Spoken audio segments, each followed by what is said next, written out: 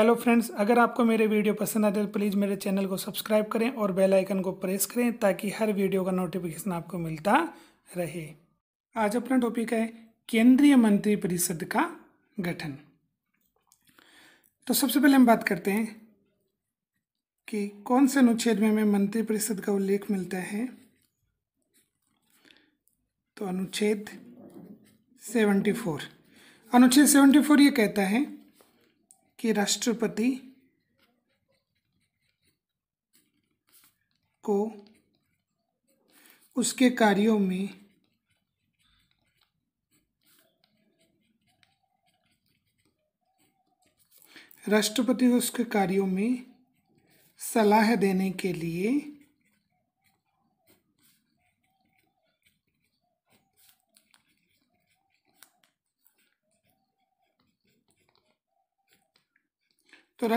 उसके कार्यों में सलाह देने के लिए एक मंत्रिपरिषद होगी।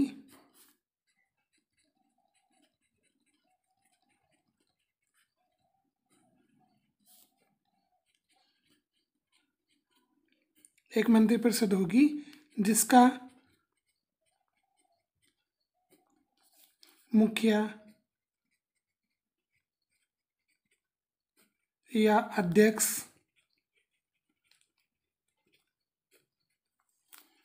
प्रधानमंत्री होगा।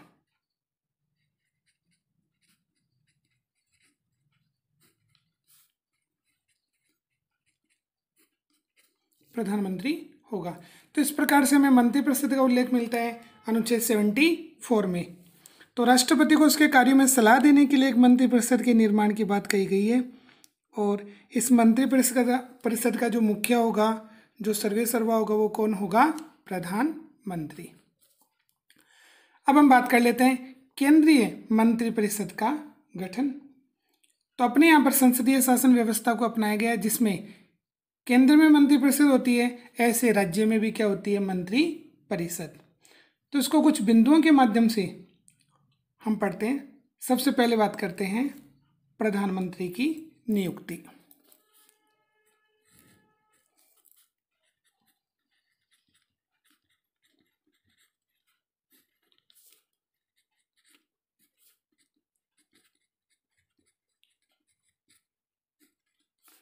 प्रधानमंत्री की नियुक्ति। अब देखो, हम बात कर लेते हैं अपनी लोकसभा की। देखो, सामान्य रूप से क्या होता है, जब भी लोकसभा का चुनाव होता है तो जो सदस्य चुनाव में जीत जाते हैं वो कहाँ पर पहुंच जाते हैं? लोकसभा में। अब लोकसभा में जितने सदस्य पहुंच गए उनमें से जिस राजनीतिक दल ने, इनमें से जिस भी पॉलिटिकल पार्टी ने या जिस राजनीतिक दल ने लोकसभा में क्या प्राप्त कर लिया है? बहुमत। उस राजनीतिक दल ने बहुमत प्राप्त किया है, उसका जो नेता होगा, उस नेता को राष्ट्रपति के माध्यम से किसकी शपथ दिलाई जाएगी? प्रधानमंत्री की। ठीक है। तो राष्ट्रपति प्रधानमंत्री की शपथ दिलाएंगे उस व्यक्ति को जो लोकसभा में बहुमत दल का क्या होगा? नेता। अब बात करते हैं प्रधानमंत्री की नियुक्ति कौन करेगा। तो संविधान का अनुच्छेद आता है 75। तो अनुच्छेद 75 ये कहता है कि प्रधानमंत्री की नियुक्ति कौन करेगा? राष्ट्रपति।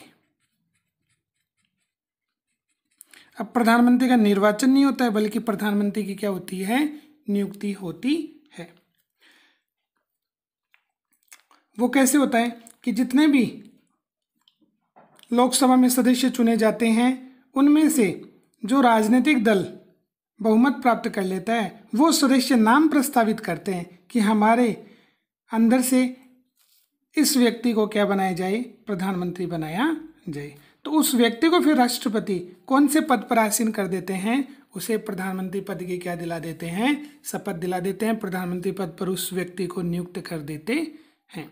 तो इस प्रकार से प्रधानमंत्री की नियुक्ति होती है, उसका निर्वाचन नहीं होता है। तो प्रधानमंत्री की नियुक्ति का उल्लेख अनुच्छेद किसमें? 75 में।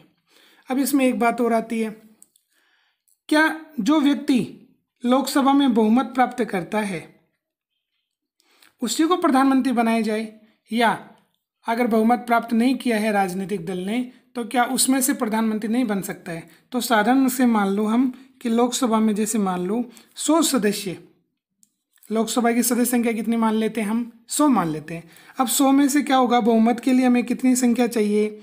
बहुमत के लिए 100 में से हमें कितनी संख्या चाहिए? 50 प्लस 1। ठीक है। अगर किसी राजनीतिक पार्टी को इतनी सीटें प्राप्त नहीं होती हैं, जैसे मान लो बीजेपी की ले लेते हैं हम, बीजेपी को 100 सीटों में से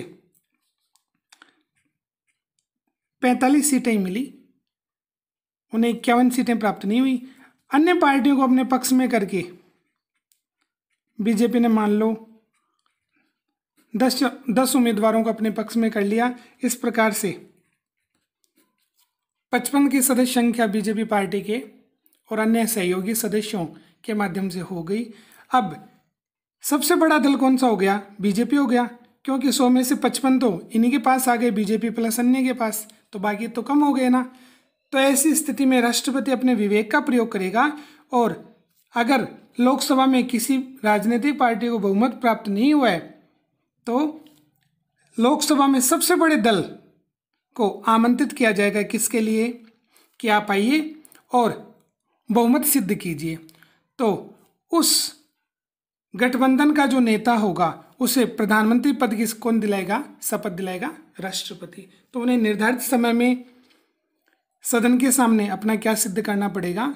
बहुमत सिद्ध करना पड़ेगा। तो इस प्रकार से या तो स्पष्ट बहुमत हो जाए, या फिर लोकसभा में सबसे बड़ी पार्टी का जो नेता होगा उसे प्रधानमंत्री बनाने के लिए राष्ट्रपति निर्धारित समय में बहुमत सिद्ध करने के लिए कहेगा। तो पहली चीज हमने देखी प्रधानमंत्री की नियुक्ति। दूसरे पॉइंट को हम लेते हैं मंत्रियों का चयन।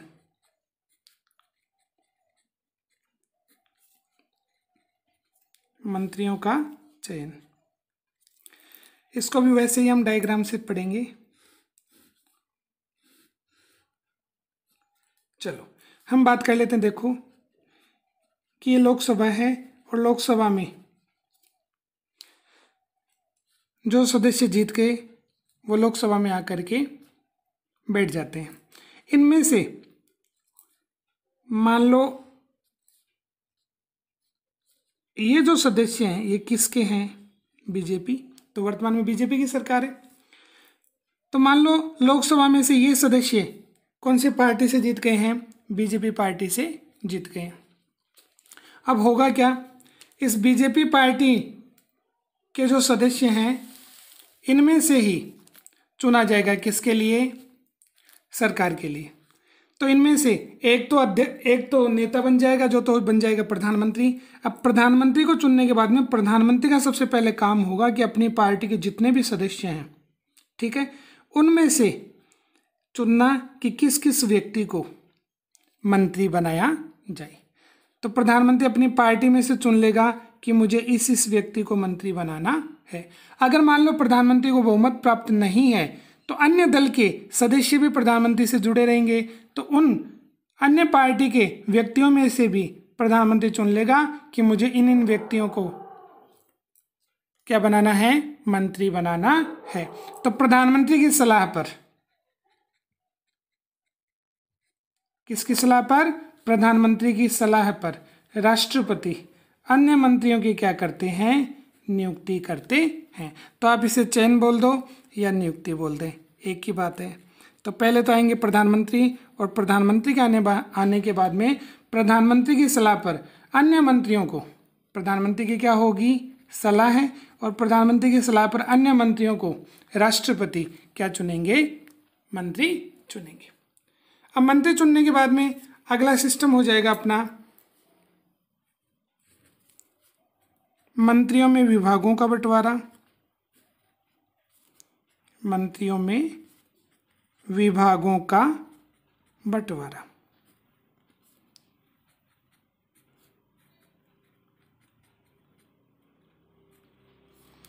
मंत्रियों में विभागों का बंटवारा। तो तीसरे बिंदु की हम बात करें, जितने भी मंत्री यहाँ पर चुने गए हैं उनको चुनने के बाद में उन्हें कोई ना कोई क्या दिया जाएगा, पद, ताकि वो मंत्री क्या कर सकें, कार्य कर सके। ठीक है, तो मंत्री तो चुन लिया गया है, अब उन्हें पद का मतलब किससे है, विभाग से,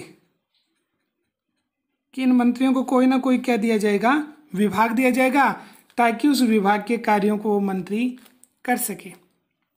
तो सरकार का मुख्य काम होता है कानून बनाना, विभागों संबंधित कार्यों को करना। तो यहाँ पर सरकार में जिन जिन व्यक्तियों को मंत्री चुना जाता है उन मंत्रियों को क्या दिया जाता है, विभाग दिया जाता है। अब विभागों का भी आवंटन कैसे किया जाता है, वही प्रधानमंत्री की क्या होगी, सलाह, और उस प्रधानमंत्री की सलाह के आधार पर राष्ट्रपति जो हैं वो मंत्रियों को क्या प्रदान करते हैं, विभाग प्रदान करते हैं। अगर प्रधानमंत्री को लगता है कि जिस मंत्री को उन्होंने जो विभाग दिया है वो उसके कार्यों को सही ढंग से नहीं कर पा रहे हैं, तो विभागों में प्रधानमंत्री क्या करवा सकते हैं, परिवर्तन भी करवा सकते हैं। जरूरी नहीं कि एक बार जिस व्यक्ति को, जिस मंत्री को जो विभाग दे दिया वो विभाग 5 साल तक उसी व्यक्ति के पास रहेगा, ऐसा नहीं है। प्रधानमंत्री विभाग आवंटित भी करवाते हैं, विभागों में परिवर्तन भी कर सकते हैं।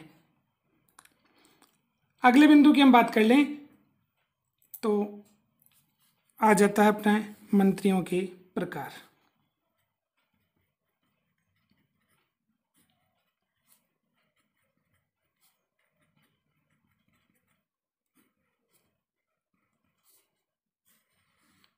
मंत्रियों के प्रकार।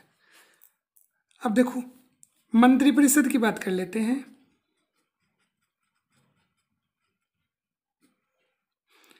इस मंत्रिपरिषद के 3 प्रकार हैं। तो 3 प्रकार के मंत्री होते हैं। तो मंत्रिपरिषद कितने प्रकार की होती है, मंत्रिपरिषद होती है 3 प्रकार की। सबसे पहले हम बात कर लें कैबिनेट, कैबिनेट मंत्री, या इनको मंत्रिमंडल के सदस्य भी कहा जाता है। तो कैबिनेट मंत्री बोल दें या मंत्रिमंडल बोल दें, एक ही बात है। इसमें क्या होता है कि जितने व्यक्ति चुने जाते हैं उन व्यक्तियों में से कुछ व्यक्तियों को विभागों का क्या बनाया जाता है, अध्यक्ष बनाया जाता है।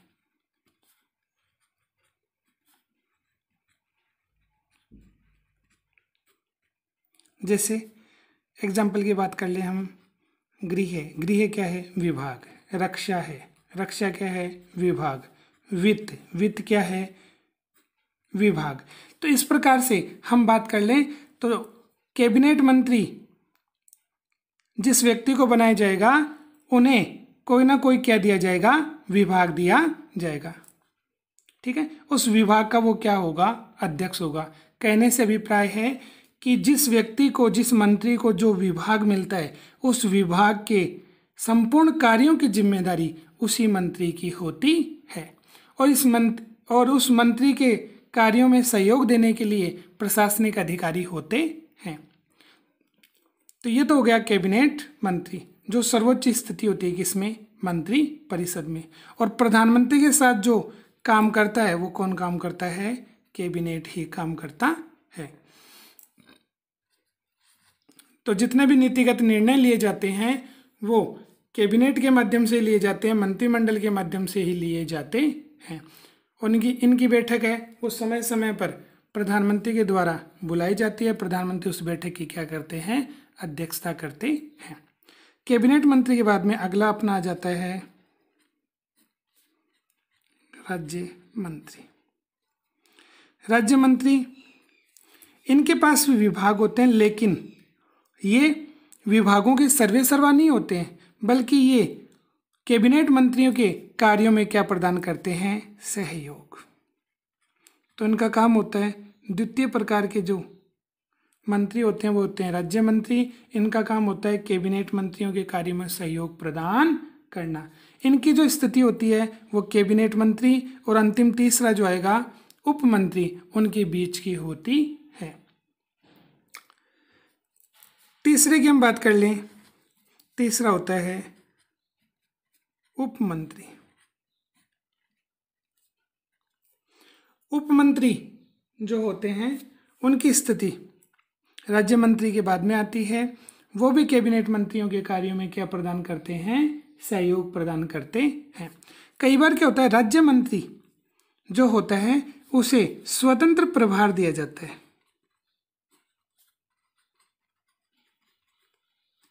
स्वतंत्र प्रभार से अभिप्राय, जैसे मान लो कैबिनेट मंत्री कोई व्यक्ति है,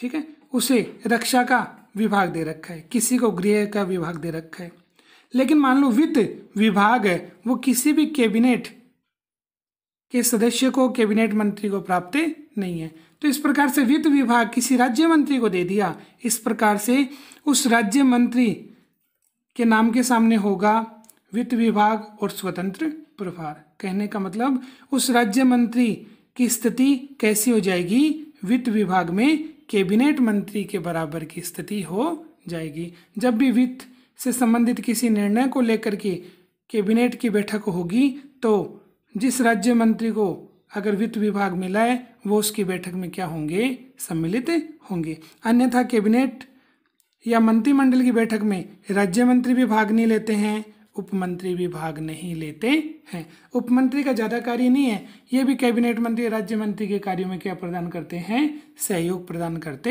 हैं। इस प्रकार से मंत्री परिषद कितने प्रकार की होती है, 3 प्रकार की, कैबिनेट मंत्री, राज्य मंत्री और उप मंत्री। इनके अलावा एक अलग से पद होता है जिसको हम बोलते हैं संसदीय सचिव।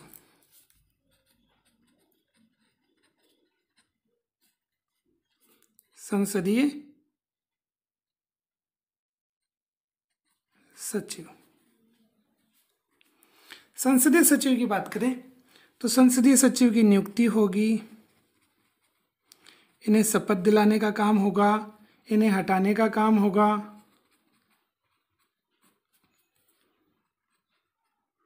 ये सभी काम किसके माध्यम से किया जाता है, प्रधानमंत्री के माध्यम से किया जाता है। अब हम बात कर लेते हैं कि संसदीय सचिव की नियुक्ति क्यों की जाती है। ये क्या होंगे, संसदीय सचिव संसद में क्या करेंगे, जिन मंत्रियों को क्या दे रखा है, विभाग। कहने का मतलब कि कैबिनेट मंत्री होंगे, उनके पास क्या होंगे, विभाग। तो संसद में इन विभागों से संबंधित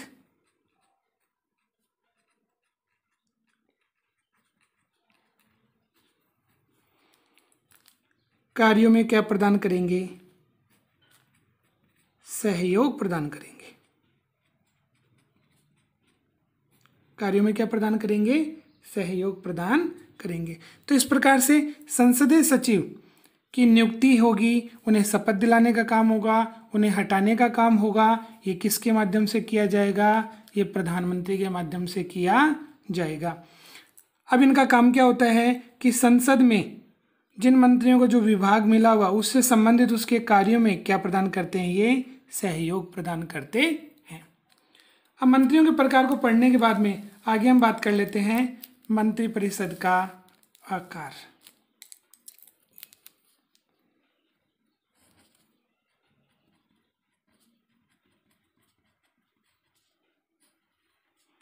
मंत्रिपरिषद का आकार।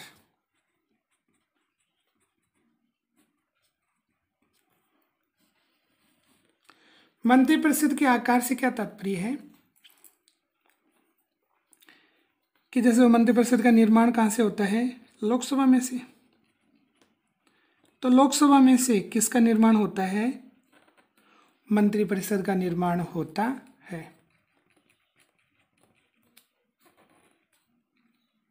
तो मंत्रिपरिषद लोकसभा में से बनी। अब इस मंत्रिपरिषद में कितने सदस्य होंगे, कितने सदस्य होंगे, ये इसके आकार को परिभाषित करता है। तो पहले तो मंत्रिपरिषद में कोई सीमा नहीं थी कि मंत्रिपरिषद में कितने सदस्य होने चाहिए। अब उसके बाद में क्या हुआ कि जब हर किसी व्यक्ति को मंत्री बनाने लगे तो मंत्रिपरिषद का आकार निरंतर क्या होने लगा, बढ़ता चला गया, निरंतर बड़ा होने लगा। तो उस पर खर्चा भी होने लगा। तो इस प्रकार से संविधान में संशोधन किया गया। कौन सा? 91वां संविधान संशोधन।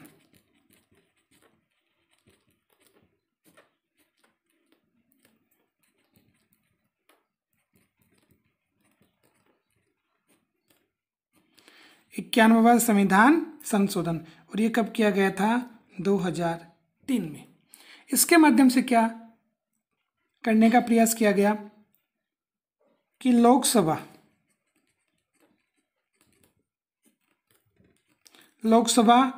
की कुल सदस्य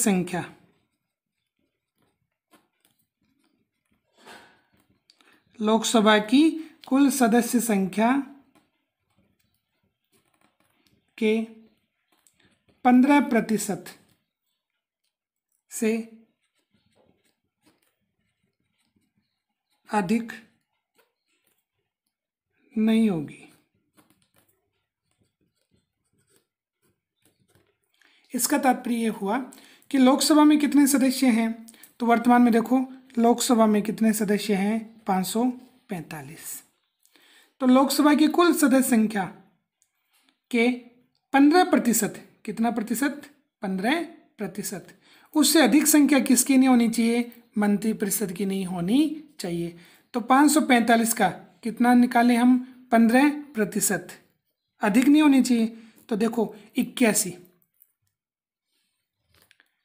कि अगर केंद्र में मंत्रिपरिषद के जो सदस्य होंगे, जिसमें कैबिनेट मंत्री हो गया, राज्य मंत्री हो गया, उप मंत्री हो गया, साथ में प्रधानमंत्री हो गया, तो ये सभी जो मंत्री होंगे उनकी अधिकतम सदस्य संख्या कितनी हो सकती है? 81 हो सकती है। लेकिन अगर वर्तमान की बात करें तो वर्तमान 2019 के चुनाव की हम बात करें तो ये संख्या कितनी है? प्रधानमंत्री सहित कितनी है? 58। जबकि 2014 में ये संख्या कितनी थी? 78।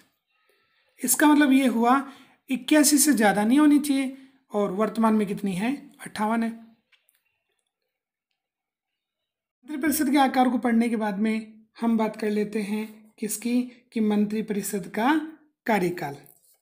तो छठवां अपना पॉइंट हो जाएगा मंत्रिपरिषद का कार्यकाल।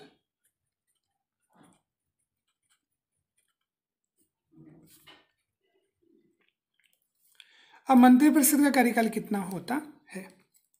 देखो इसमें 2 अनुच्छेद हम पढ़ेंगे। एक तो अनुच्छेद पढ़ेंगे हम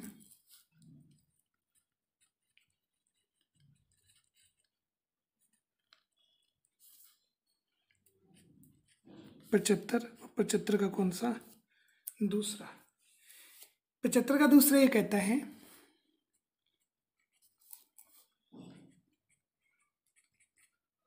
कि सभी मंत्री राष्ट्रपति के प्रसाद पर्यंत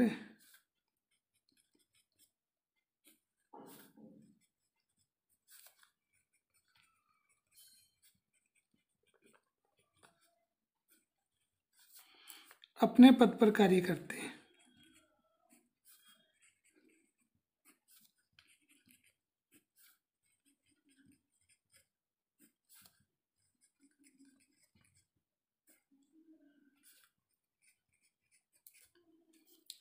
कि जितने भी मंत्री हैं केंद्र में, वो सभी मंत्री किसके प्रसाद पर्यंत? राष्ट्रपति के प्रसाद पर्यंत। यहाँ पर एक शब्द है, देखो कौन सा? प्रसाद पर्यंत। प्रसाद पर्यंत से अभिप्राय है इच्छा, कि जब तक राष्ट्रपति चाहेंगे तब तक मंत्री अपने पद पर क्या कर सकते हैं? कार्य कर सकते हैं। ठीक है, ये तो हो गया व्यक्तिगत उत्तरदायित्व है। ये कैसा उत्तरदायित्व हुआ? व्यक्तिगत।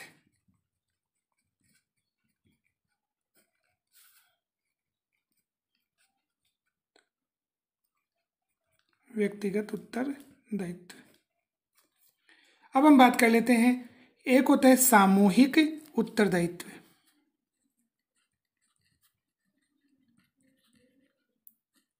तो अनुच्छेद आ जाएगा अपना वही 75, और 75 में कौन सा आ जाएगा? तीसरा आ जाएगा कि सभी मंत्रिपरिषद के सदस्य, सभी मंत्रिपरिषद के सदस्य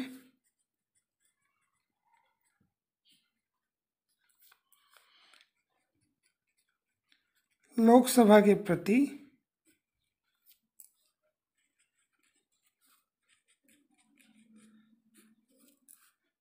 सामूहिक रूप से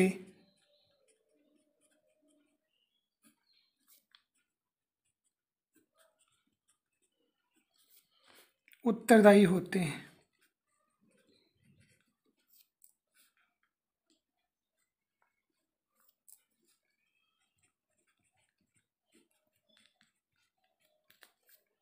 ठीक है, सामूहिक रूप से कहने का मतलब ये है, जितने भी मंत्रिपरिषद के सदस्य होंगे वो सभी किसके प्रति उत्तरदायी होंगे? लोकसभा के प्रति उत्तरदायी होंगे। तो कई बार यहाँ से क्वेश्चन भी आता है कि मंत्रिपरिषद के सदस्य उत्तरदायी होते हैं लोकसभा के प्रति, संसद के प्रति, राष्ट्रपति के प्रति, या अन्य कोई चौथा ऑप्शन दे देगा। तो यहाँ पर आएगा कौन सा? लोकसभा। उसका कारण क्या है कि अनुच्छेद 75 का तीसरा जो है वो साफ साफ ये कह रहा है कि सभी मंत्रिपरिषद के सदस्य किसके प्रति उत्तरदायी होंगे? लोकसभा के प्रति उत्तरदायी होंगे। और ये उत्तरदायित्व कैसा होगा? सामूहिक। कि एक मंत्रिपरिषद का एक सदस्य उत्तरदायी नहीं होगा, सभी मंत्रिपरिषद के सदस्य सामूहिक रूप से उत्तरदायी होंगे। तो व्यक्तिगत उत्तरदायित्व जो है वो किसके प्रति होगा?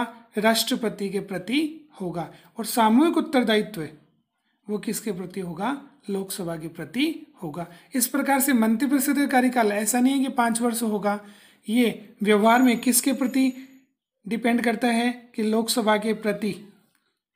ठीक है, कि लोकसभा में मंत्रिपरिषद को क्या प्राप्त है? बहुमत प्राप्त है या नहीं। अगर बहुमत है तो लोकसभा कितने साल काम कर पाएंगे? वो लोकसभा में 5 साल काम कर पाएंगे। तो एक प्रकार से बहुमत पर डिपेंड है किसका? मंत्रिपरिषद का कार्यकाल। और आज का अपना अंतिम जो पॉइंट होगा वो है नंबर 7, पद की शपथ।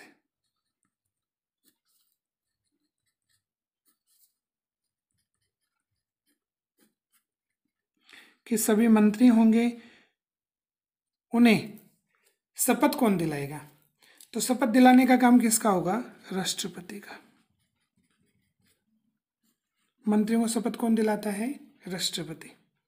राष्ट्रपति ने 2 प्रकार की शपथ दिलाते हैं, एक पद की शपथ और दूसरी गोपनीयता की शपथ।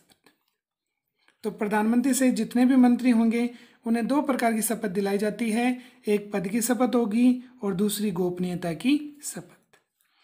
पद की शपथ में क्या आएगा कि वो जिस व्यक्ति को जिस पद की शपथ दिलाई जाती है वो उस पद पर रहकर के अपने कर्तव्य का भली भांति निर्वहन करे। तो यहाँ पर तो बात किसकी आ गई? कर्तव्य की।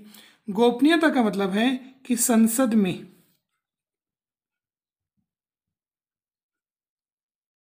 या मंत्रिपरिषद के सदस्य जो भी निर्णय लें, या तो मंत्रिपरिषद के सदस्य या कैबिनेट के सदस्य या संसद में जो भी निर्णय लिए जाते हैं वो कैसे रखे जाएं? गोपनीय रखे जाएं। उन निर्णयों के बारे में जनता को पहले मालूम नहीं हो, आवश्यक हो तो जनता को इसकी सूचना दी जाए। ये हो गई गोपनीयता। इस प्रकार से सभी मंत्री प्रधानमंत्री सहित पद की भी शपथ लेते हैं और गोपनीयता की भी शपथ लेते हैं। इस प्रकार से आज हमने पढ़ा कि मंत्रिपरिषद का गठन, रचना या संगठन, उसमें कौन कौन से बिंदुओं के माध्यम से इसको हम अच्छे से समझ सकते